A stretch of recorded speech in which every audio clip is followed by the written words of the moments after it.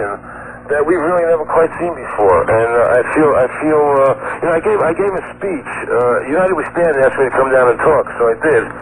And when I was talking, after they asked me a question, they said, you know, what do you think of Ross Perot? And I said, first of all, I'm a guest here, so I don't really want to say what I think of Ross Perot, but the first thing is I think he was a trailblazer, and he allowed me to see how many people were dissatisfied when I didn't know that was going on in America.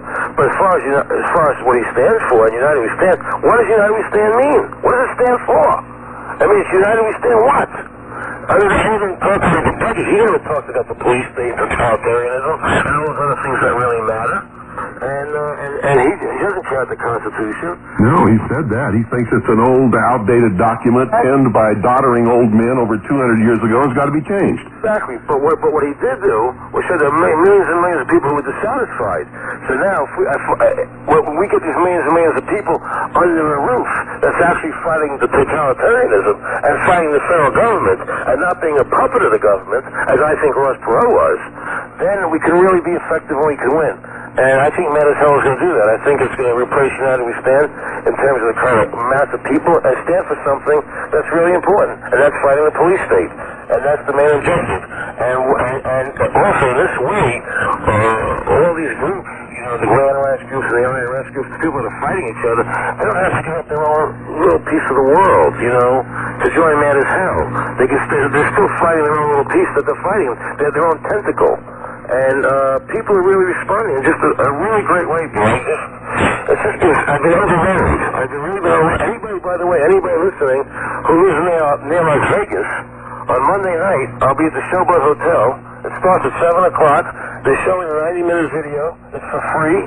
Please come. I'm going to be there, and after the video plays, I'm going to talk. And we're going to have a really interesting dialogue. And it's going to be fast and frenzied. And come see the video for free. You know, in Las Vegas on Monday night at the Showboat.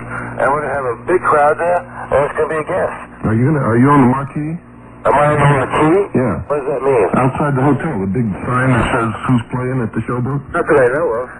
You ought to make them put your name up there. I'm not exactly Bette Midler, you know what I mean, or Barbara Streisand. Well, I'm not either, but I had my name on the marquee of the Showboat Hotel when I spoke there. The Showboat Hotel, you know what they did? They gave me the big ballroom for free.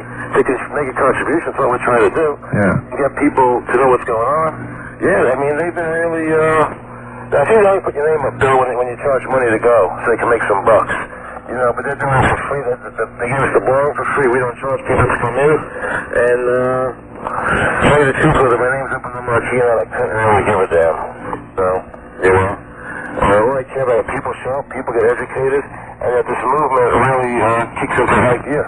Oh, yeah, and you got to have a picture of your name on the marquee in Las Vegas. I'm going to call and ask them to put your name on the marquee. Well, I've had it on movies. I don't really care much about the name up there. I've had my ego gratified. I'm lighting up, Aaron. I'm just playing with you. I know. I'm playing up.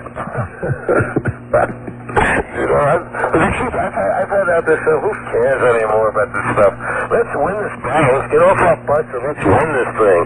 You know, that's all that matters because, you know, you really could be right about this being the last election. And if that's the case, you know, there's so much work to do right now. And there's no time to waste. That's right. Let me give that address out to everybody, please. If you want to buy the video, just to see it, I'm telling you, do it. You're going to be happy you did it. I'm not, like, trying to sell videos. Let me tell you something, guys. Every time I make a motion picture, I get $1 million. I had $1.5 million. I don't make them anymore because I don't have time. This is all I care about, is winning this battle. And this has cost me a fortune to do what I'm doing. It's not about money. I want you to understand that. I want you to buy this video, $20. Send a check to Man as Hell, P.O. Box 27740. Las Vegas, Nevada, 89126. You'll be really happy you did it. 89126. You know? And there's so much that we have to do, folks. And it's just, I refuse to go down. I refuse to be defeated. You know, I won't let the government do this to my family.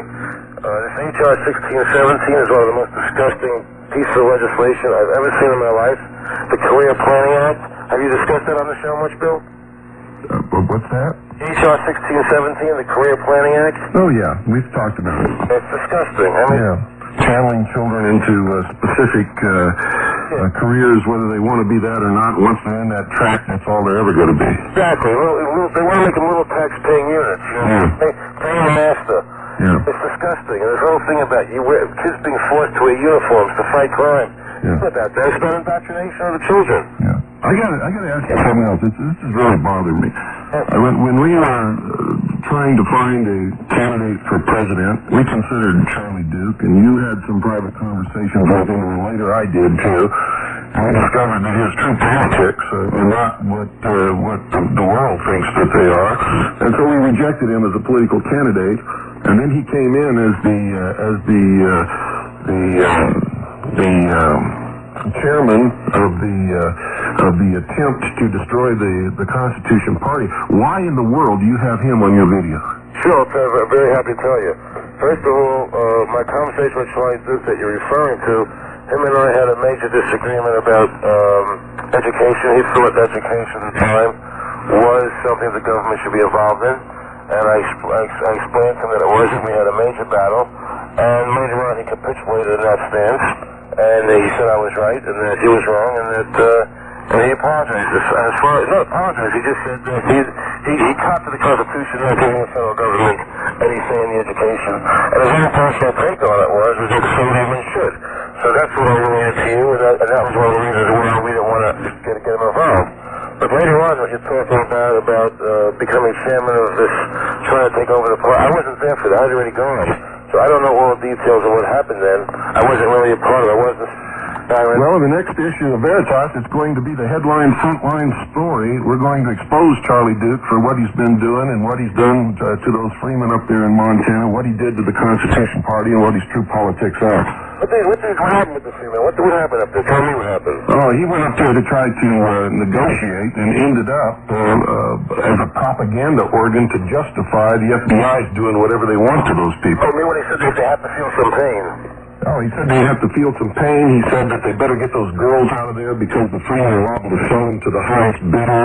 And just made statements that are just absolutely the most despicable things. The same things that they did to the Branch Davidians in Waco, he was doing with absolutely no prior allegations of any of those things ever having been made by anybody or any proof of any of what he was saying to vilify the character of those poor people who were in that situation. Well, I certainly understand how you feel about that. I heard him say about they had to feel some pain, but that obviously happened much after I did my video. Yeah, he said a lot more than that, believe me. Well, you know, but I mean, I certainly think that what he said about education, a person is entitled to grow and learn and change their mind. So I don't hold anything against him for that, personally. I do. It's socialism. It's against the Constitution. It's wrong. It's not the politics that he's telling people. Well, at one time, I might have said the same thing. Well, that doesn't mean you hold it against me forever. I learn. People change. They grow. He hasn't changed. Well, I don't know. That I don't know. But I'm saying people do change. They grow. People go through. It's a process that we go through. I'm not the same as now that I was when I was 18. Yeah. Maybe Charlie had to learn something. You know, I don't put him down for that. I think that he has a right to feel what he felt and to learn from it. I mean, I felt like he was big enough to learn that he was wrong. I think Charlie's committed political suicide, and if there's any way to help him do that, I'm going to do it. Well, that's your choice. Yeah. That's just my choice. The statements that he made about the freemen, what he did to the Constitution Party has cut him off from, I would say, the majority of all of the people in this country who consider themselves to be part of the patriot movement. I don't know how I just really do. I don't know how I feel about it. You know, there's a lot to be said. He's done some good work with the Convention of States. You know, he did a lot of good work in that front, and he should be admired for what he did there. So, you know, there's a lot to say on both sides of the coin. I mean, he really broke his back trying to do that. I went to Sacramento with him, and we did what I wanted to stop that from passing in Sacramento, and he did. And Charlie was a big part of helping that. So, you know, you take the good with the bad, you know. Everybody's not perfect. Everybody can't be. No, you don't have to be perfect, but you got to be an American. And he has screwed himself in my book. And he's not going to get away with it. That's your call.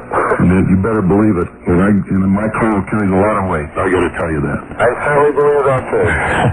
I certainly do. You know, and There's so much to do, you know. I feel like rather than taking time to